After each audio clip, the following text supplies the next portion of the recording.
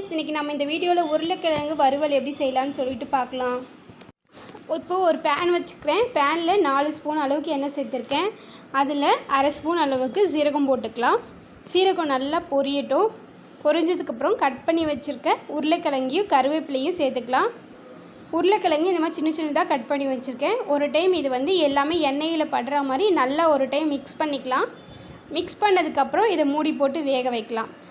மூடி போட்டுட்டு 2 நிமிஷத்துக்கு ஒரு டைம் நாம் எடுத்து மிக்ஸ் பண்ணி விட்டுக்கிட்டே இருக்கணும்.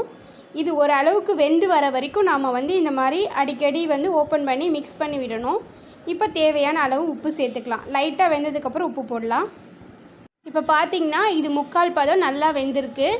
இந்த ஸ்டேஜில் நாம் தேவையான காரத்துக்கு என்ன தேவையோ அதை சேர்த்துக்கலாம்.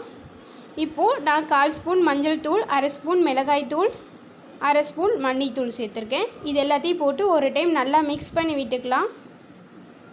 நல்லா மிக்ஸ் பண்ணிவிட்டு ஒரு 5 நிமிஷம் இதை நம்ம மூடி வச்சு வேக வைக்கலாம். நல்லா பார்த்திங்கன்னா பச்சை வாசனைலாம் போய் நல்லா வெந்து மசாலா ஒன்றோட ஒன்று சேர்ந்து வரணும். அந்த ஸ்டேஜில் நம்ம ஆஃப் பண்ணிக்கலாம். இப்போ பார்த்திங்கன்னா இது ரெடி ஆகிடுச்சு. இந்த அளவுக்கு நல்லா வெந்துருச்சு. இப்போ சூப்பரான உருளைக்கிழங்கு மசாலா ரெடி ஆகிடுச்சு. இந்த வீடியோ பிடிச்சிருந்தால் லைக் பண்ணிக்கோங்க.